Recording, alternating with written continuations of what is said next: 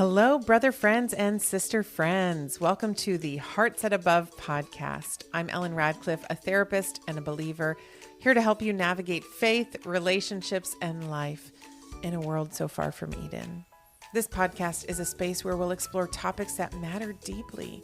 Things like grief, connection, identity, and practical faith, grounded in both therapeutic wisdom and biblical truth.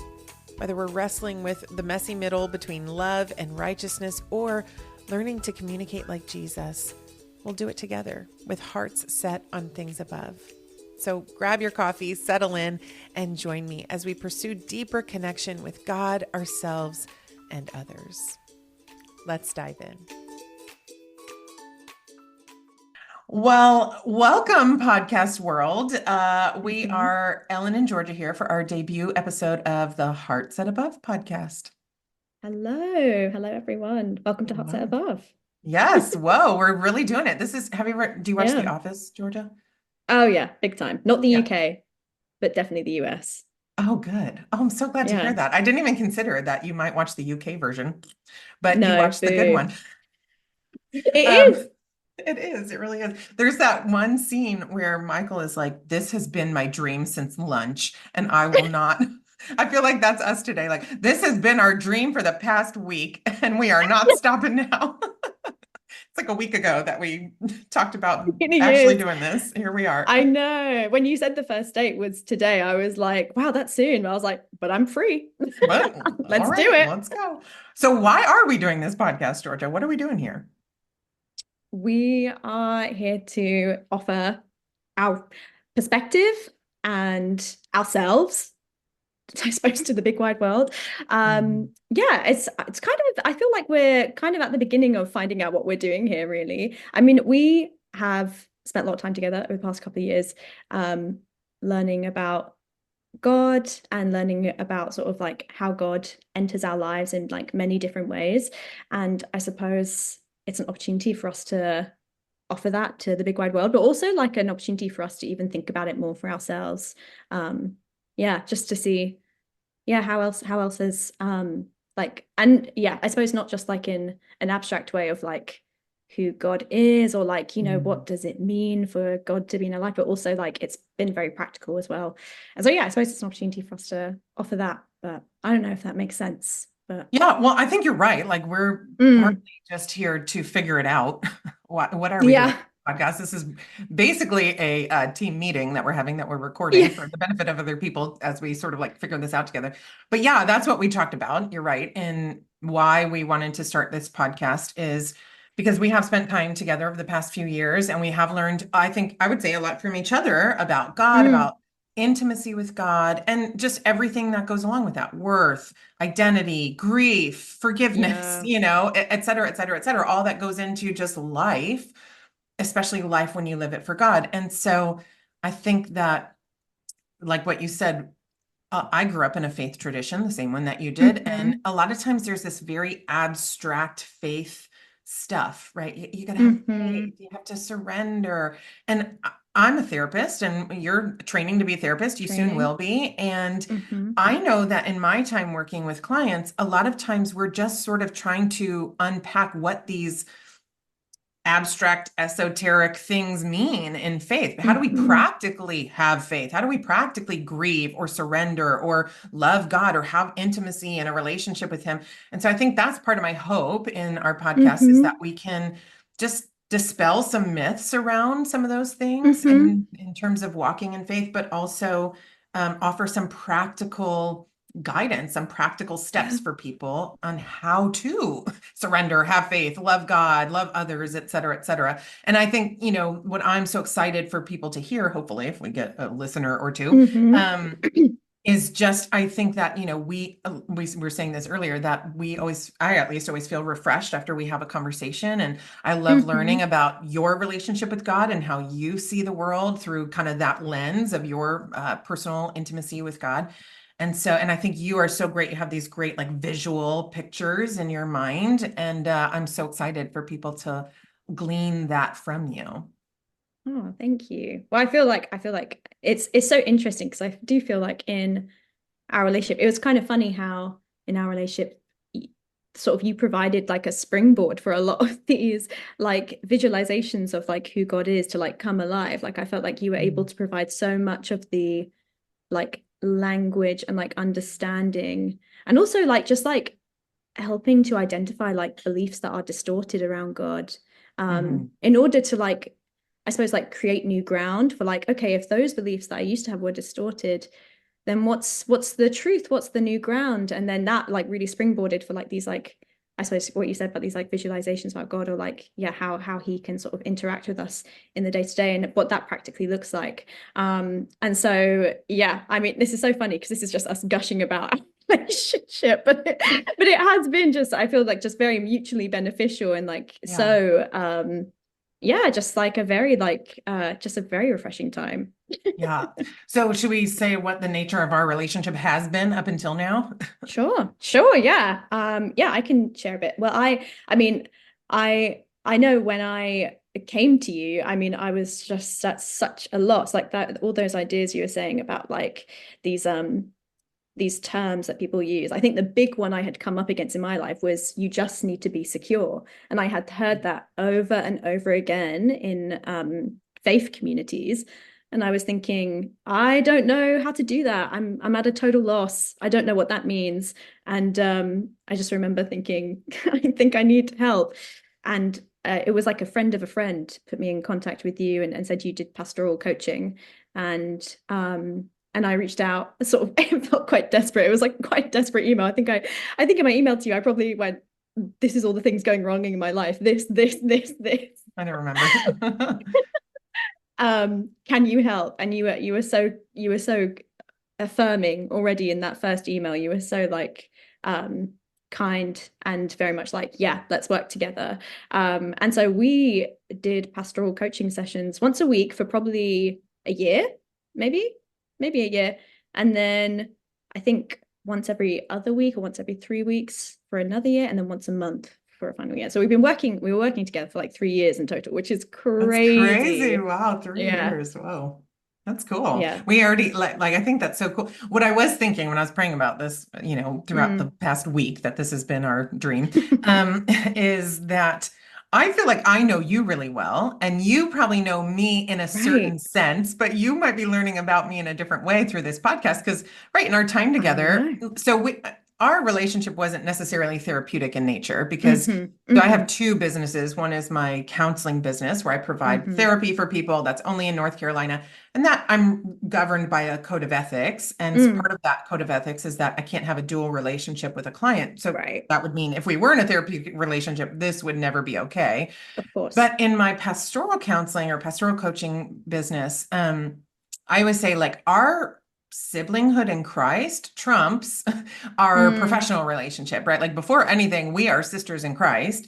And Hmm. I'm walking alongside of you in some specific areas in your faith right now or in your life, but that doesn't mean that I'm like this therapist and you're the client. So I think because of that, I have made myself more known probably in Hmm. sessions. But when we're having a session together, the focus is on you and your life. And so this Totally. will be a little bit different because it'll be, focus on both of us and God and, Uh-huh. our listeners. So it's not the beginning of our relationship, but it is kind of a new A season in our shift. relation, a shift. Yeah. Totally, yeah. And I feel very excited for that part of things. I don't know how you feel. Maybe it feels vulnerable. But for me, I'm like, I feel like I just have so many questions for you. And I'm like, wow, this is my platform. Yes. Well, that's good. What Yeah. is the one question that came to mind over this past week as you were thinking about this? Like the most pressing? They were like, I've always wanted to ask Ellen this, but like our sessions haven't been the right setting for it. Oh my gosh, that is such a good question. Oh my goodness. Has to be, I mean, what's your favorite book of all time? Do you have a favorite book of all time? This is Isn't just that one that's pulled from so my brain. I need hard? to I need to Yeah. actually make my list. But yeah, But isn't that so hard to answer? Like people are like, what's your I favorite know. movie? What's your favorite book? I can be like, today my favorite book is this. I would say Mm, my favorite nonfiction, like faith book. You know, it's so funny that hmm. I'm so glad you asked me that because one time I did a podcast, I was a guest on a podcast, and he did this like rapid fire question at the end, and one of them Hmm. was, "What's your favorite book?" Or no, he said, "What's the most important book to Christianity over the past 10 years?" And I felt so overwhelmed by that question. I was like, "Who am I to answer that? I have Right. no idea." And so I panicked and said a terrible answer. I don't even know what I said, to be honest. But I afterwards, it's like one of those things where you kick yourself and you're like, "Why didn't I say this?" Right. My favorite author is Lois Tuerberg. I don't know if you've ever heard of her. She wrote, Oh, she did Rabbi Jesus, the feet like Rabbi yes, Jesus. Yeah. yes, Walking in the Dust of Rabbi Jesus, Reading the Bible with Rabbi Jesus, and Yeah. Sitting at the Feet of Uh Rabbi that's it. Jesus. Yeah, so I would say it's that, Sitting at the Feet of Rabbi Jesus. And I've read Reading the Bible with Rabbi Jesus, and I just cracked it open. Um, Hmm. Walking in the Dust with Rabbi Jesus. So those to me are, I love those because it provides this insight into who God is and the culture of the Bible, that I just Mm. know nothing about as a Westerner in, not in biblical times. Right. But my favorite nonfiction, which is what I prefer to read, is anything written by, not, I wouldn't say anything, but a lot of things written by Francine Rivers, Misu Andrews, Hmm. and I love Bodie and Brock Taney, is how you say Oh, their I don't name. know them. It's spelled Thone. Might be a Yeah. British thing, I don't know, but it's pronounced Taney. But yeah, I love, like, that's how I love to learn, is through Mm. fiction, and it's like Christian historical fiction, so it's in the Bible, but Hmm. they take some creative liberties. But yes, those are my favorite. What are your favorite? Okay. My favorite book of all time, it's quite controversial. It's so it's not to Kill a Mockingbird, but it's the follow-up to Kill a Oh, Mockingbird, which what's it is Go called? Set a Watchman. Go Set a Watchman. And Oh, Harper Lee, it was released posthumously, like, hmm. after her death, and in 2015. And I mean, I think it changed my life. Like, it was such a like Wow. pivotal read for me in terms of like, because it's set when Scout is she's 25, and so it's like, she's grown up and she's lived her whole life and she's coming back to Maycomb, and it's sort of this I don't know, like Like a a follow-up. confronting. Yeah, Oh, it's very okay. coming of Yeah. age, very coming of Yeah. age, and like sort of like a confrontation with your past. And I mean, it's so funny because I read it when I was 18, and so I wasn't anywhere near that point, but it was so relevant to just me at the time. So that has a very special place in my heart. But my favorite spiritual book is called A Loving Life. Have you heard of it? It's by No, I gotta Paul look E. into it. Miller. It's incredible. It's so funny because my two favorite spiritual books are A Loving Life and Shattered Dreams. Even saying it is like, that's revealing about what you've been through. Sorry. That just tells you all you need to know about who I Yeah, am. that's that's me in a nutshell. But but they're both around the story of Ruth, which is so funny because it's I not love like that. I've been like conscious of the story of Ruth, but it's just so funny that both of my favorite spiritual books have been based around the book of Ruth, and they tell quite different sides of it. But just, I mean, A Loving Life is so profound. Like, it just speaks about um love being like true love has no exit strategy. Like, it lands on you and it Hmm. chooses you, and that's very much like the way Jesus is like Jesus loves with no exit strategy. And so that's that term, that phrase has really impacted me and really saved me. I used to read it every summer for quite a while, but yeah, it's Wow. an I incredible love that. book. I just wrote them down. I'm gonna look into them for sure. Mm. One thing I know about you, Georgia, is you are so well read. Like, I think you love to read, you've read a lot, and you're very artistic. You're very in touch with like music and arts, and novels, and books. Um, and so one thing I think you'll be disappointed to learn a little bit more about me is that I want to be that way. I just don't have the capacity to be in my life right now. Like, I have very Mm. strict boundaries, like very strict, protectors around what podcasts I listen to, what books I read. Because, everyone you talk to is like, you got to read this book I just read. You got to Right. listen to this great podcast. And I'm like, I don't have time. I don't have the capacity. Yeah. And so, like, that's really been like a stressor for me in my life. And so I like have these, like, a moat around what I would allow into that space. I'm going to look into these because I know that if you really highly recommend it, it must be good because you are very well read. I will never forget Oh, thank that in you. one of our sessions together, I think you might have been going on vacation or something, and you were like, "Yeah, I'm reading a book about Oh my about gosh, what did I how," say? you said about how women are treated in war. Like you I read like knew this it. book on warfare, you know, and like this is just like Yeah. a fun Saturday read for you. But you, I mean, you shared how devastating it was and how heavy of Yeah. a book it was, but this was a book that you voluntarily picked up and were like, "Oh, I want to learn about how women are treated in war." And I just remember being in awe, like, "Wow, that is so different from the books that I would choose to read for pleasure, you know." I remember you asking me in that session, like, why are you reading that? What? But I'm so impressed. Like you are Mm, obviously very well read. You love to just learn about any, anything you don't know about, you'd love to learn. So I thank take those you. Thank recommendations you. highly. I will definitely look into them. But so yeah, I love that we got to learn, like our audience maybe got to learn a little bit about us from even the books that we are interested Hmm. in. And a little bit about the nature of our relationship leading up until now. But yeah, so and the nature of this podcast, what we hope this podcast will be Hmm. about. Why have we chosen the name Heart Set Above? What do you I think? would, oh, I was going to ask you for your thoughts first, because I'm intrigued. 'Cause I know you you've very much like, well, not coined the term, but certainly like taken it Yeah. and like made it your own. And so I think I've wondered like what's been the significance of this phrase for you? Yeah. Well, I love Colossians 3, 1 through 3, that talks about having your heart set Mm, above, your mind set on things above. That like I think just summarizes my hope, like what I try to do in living for God, is mm, I try to see beyond this world. And like other things kind of go along with that. I love when it talks about Elijah opening the eyes of the people on the hill to see the chariots of fire, like what the unseen world sees. That really resonates with me because I'm very aware that there's this whole, like we're stuck in this world and we can't, it's hard to see beyond what we see in this world. But I love the thought that there's a whole nother world with a totally different perspective. There's a God that we serve with a totally different perspective. Our hope has nothing to do with this world. It has everything to do with the unseen world.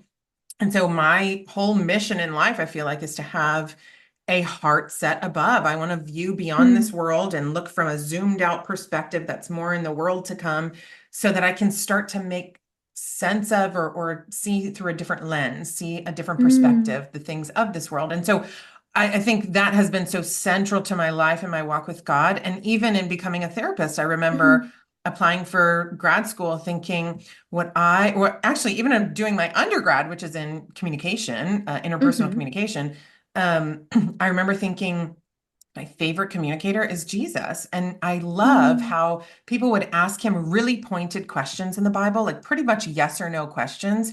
And his mm, answer would always point to something higher. Like, for mm. example, uh, is this right or wrong? Am I allowed to do this or not? And he would say something to the effect of, God loves you. Love him and love other Yeah. people. And like his answer kind of trumps whatever, answer you were trying to get out of him. And so I love that. Like I love to even in sessions with people to remind people this thing that's taking up so much of your energy and your time and your perspective Mm, has a totally different perspective when you look at it through God's eyes, right? Like that shifts the whole yeah. game. And I love that we can change our heart and therefore change our entire situation with just our Hmm. perspective. Nothing in our situation has to change except for our perspective in order to really shift the game. So I think I've Mm, just been like, there's so many other things that go along with that, right? The cross yeah. is foolishness to those who are perishing. I also love because it has to do with perception, with perspective.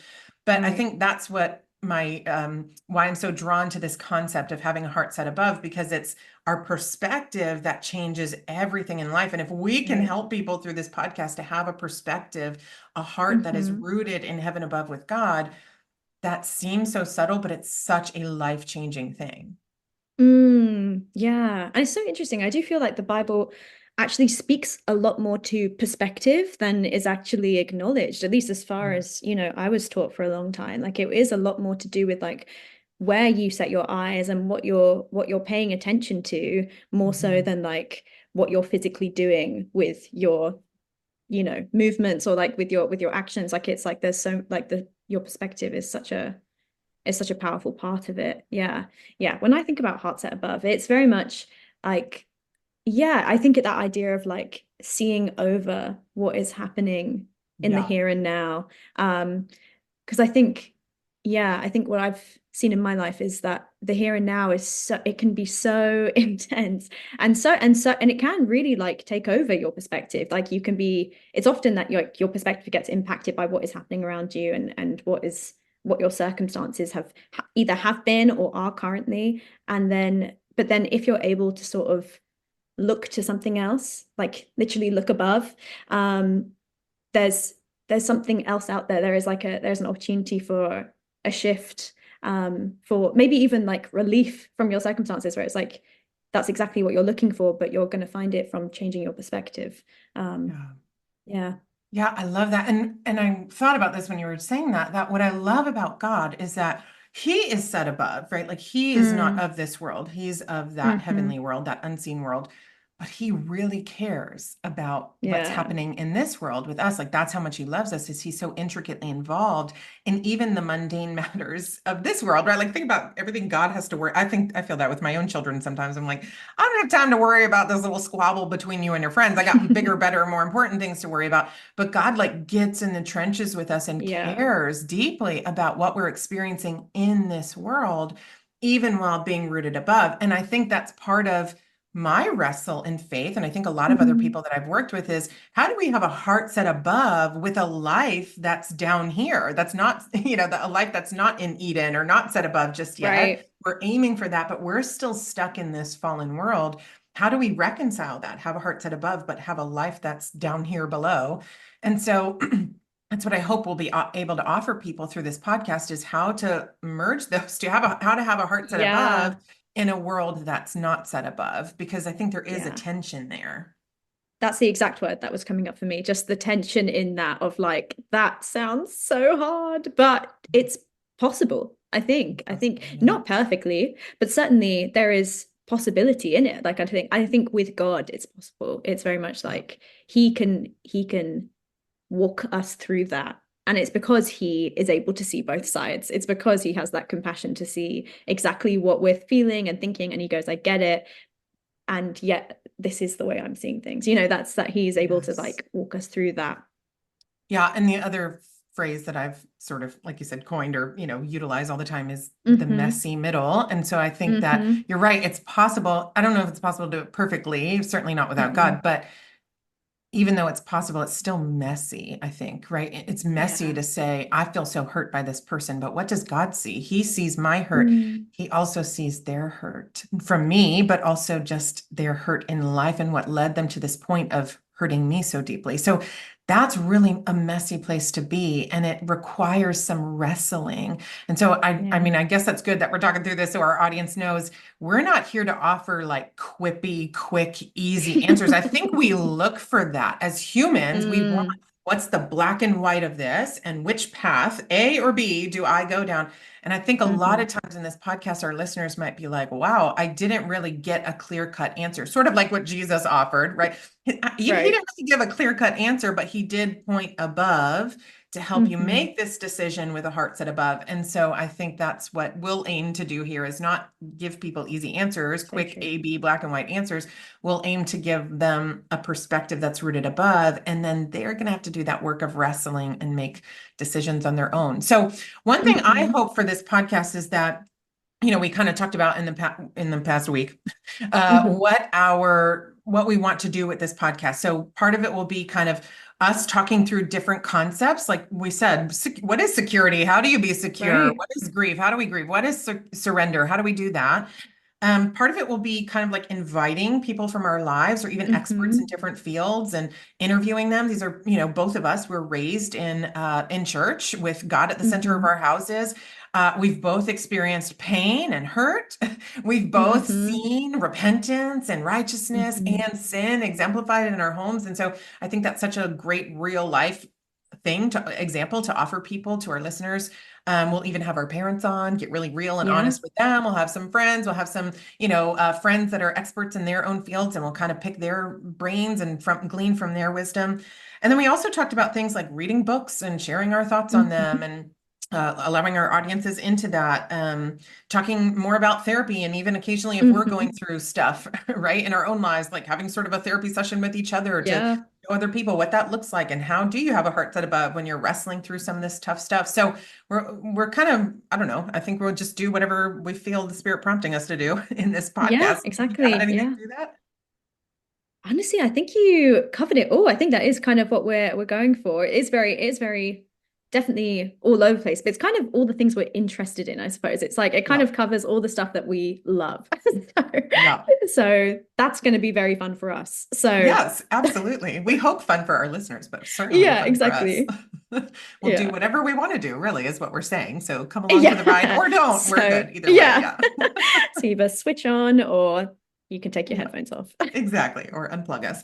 Yeah. Well, let's end with just a quick introduction into us individually, who we are and what we have to Hmm. offer our audience. Sure. Shall I go first? All right. Yeah, Well, I'm Georgia slash G. that's right. Um, but I'm from England, but I am living in Scotland because I'm doing my master's in counselling. So I've been training for 2 years and I've got 2 years left. And I'm training in a dialogue between a person-centered approach and a psychodynamic approach, which is they don't go together, so they don't naturally gel. So it's interesting that they've offered that. But yeah, but I'm really loving it, and I'm about to start working with clients this year, which I'm really excited for. And actually, I'm about to start in a week, literally Oh a my week. So goodness. that is Wow. crazy. I grew up going to church with my family, but then decided I wanted to be a Christian, sort of just me, myself, and God, when I was 15. So that was 12 Mm. years ago now. And it's been a crazy 12 years. But Yeah. yeah, that's pretty much me, I think. I'm trying to think about if there's anything else. I'm an Enneagram 9. That feels important. Oh, yes. Yeah. We love the Enneagram here, don't we? And the MBTI. I don't know if you're into the. Oh, yes. I actually just redid mine, and I think I'm an ISFJ, I I'm think. an INFJ. No. Yes. Do you know what's so funny though? So I've always been an INFJ, but when I was in grad school, I was an Mhm. ISFJ because you kind of have to tap into that part of your No, brain. Yeah. totally. Right. So yeah, that's so funny. But yeah, we're very related, I would guess, on that Hmm. MBTI indicator.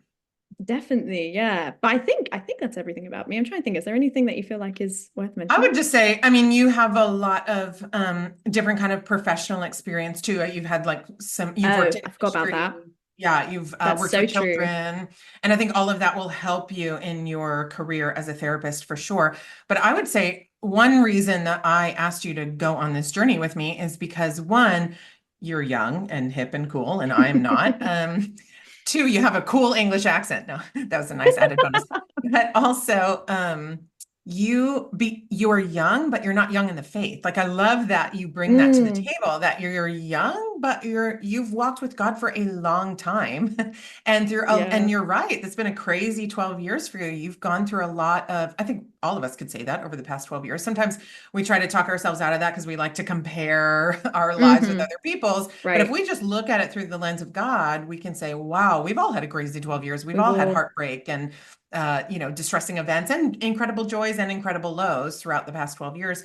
And what totally. I love about you is that you have fought, at least what I've seen in the past 3 years, Mm, you have fought hard to do it alongside God, even when it's not easy. And that's one thing I really admire about you is that you haven't, it doesn't seem like, even when you became a Christian at 15, which some would say is pretty young, it doesn't seem like it was like, okay, this is what I should do because it's the mm, tradition of my faith. It seemed like, okay, I love God and I'm doing this with hmm. my whole heart. Like, certainly your understanding of God has changed over the past 12 years since you were 15 and agreed to this lifelong, journey with Him. But I think your heart has always been, I love God, and that's why I do what I do. And that's really evident in every interaction we've had together is that you love God and that's Mm, why you do what you do. And to me, that's worth everything, right? Like, who wouldn't want to hear mm, about that in a podcast? So I would just add that to mm. your bio that you love God deeply. You have a deep relational intimacy with God. You have a great way of communicating your relational intimacy with God. And I think our listeners will really benefit from that. Thank you. That's so kind. And yeah, it's definitely. I would say it's felt like a fight, definitely, but not it's funny, like it's not like it's been a fight I want to have. Like Yeah. it's made sense in every regard and been worth it in every regard as Mm, well. Like, yeah. yeah. So, but thank you. That's very kind. Yeah, you're right. That refinement, you've willingly allowed yourself to be Mm-hmm. refined. It's not always easy, but it's worth it. It leads to shininess. Mm-hmm. I hope so.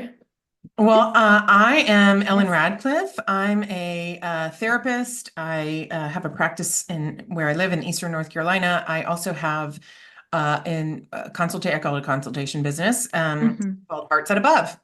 Lo and behold, believe it or not, where I just kind of help people walk through faith, right? Like kind of what we're talking about on this podcast. And I would say I've sort of found a niche in helping people navigate the topics of sex, sexuality, and gender, specifically around LGBTQ topics. I'm a chief operating officer for the Strength and Weakness Ministries, which some of our listeners might be aware of. That helps to bridge the gap between the LGBTQ community and the church through education, awareness, and support. And so, but I think what I'm so grateful for is that, so I'm a same-sex attracted Christian. I've dated women in the past and before I was a Christian. And so working through my own refinement in that, my insecurity with my femininity, my own sexual attraction, and also walking with people, especially Christian parents of LGBTQ kids in therapy and in pastoral counseling, I've learned a lot of like faith tenets that can be extrapolated into lots of different areas of life. And so I think that's why Heart Set Above, right? It doesn't just have to do Heart Set Above with LGBTQ topics, it's Heart Set Above with any topic.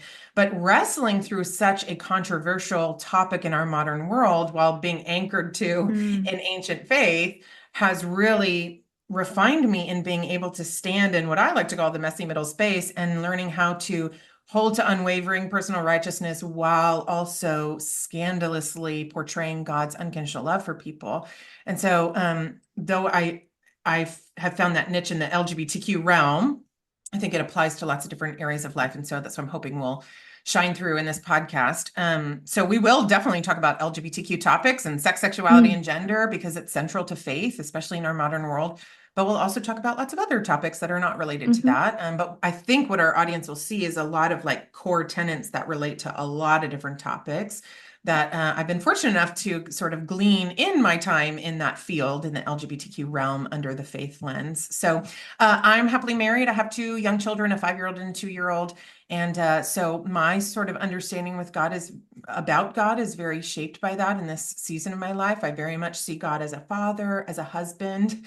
And so, that's kind of how I'll view him in our realm. I'm sure a lot of our listeners will pick up on that over the time that we're together. And yeah, that's the only thing I can think to share. Am I missing anything about who I I am? mean, I think you've got you're an expert at your bio. You know it. Ah, It's very good.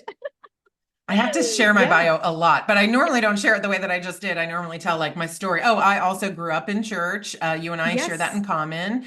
Went How in long the have you been a Christian? Actually, I don't know how long uh, you've been a Christian I've for. been a Christian since 2010. So I got baptized a little Mm. bit. I became a Christian a little bit later in life. I was 20, which is Hmm. like heathen status when you grow up in church, right? You're like 20, that's ancient, Like, right? what were you doing? Well, I tell you what I was doing. I was sinning it up for sure.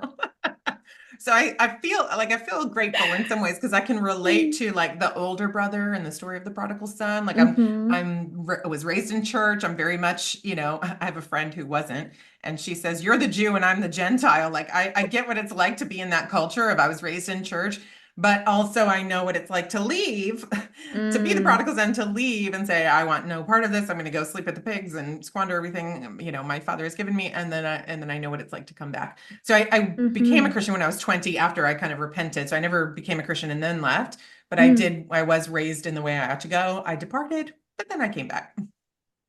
Wow. So Wow. yeah, So it's how long is been that? Let me tell you how old I am then. 14, 15 years, yeah. 14, Oh, 15. 14 years. Sorry, yeah, it's in 2010. Yeah, Yes, yeah, so it's 14. 2024. Yeah, Yeah. yeah.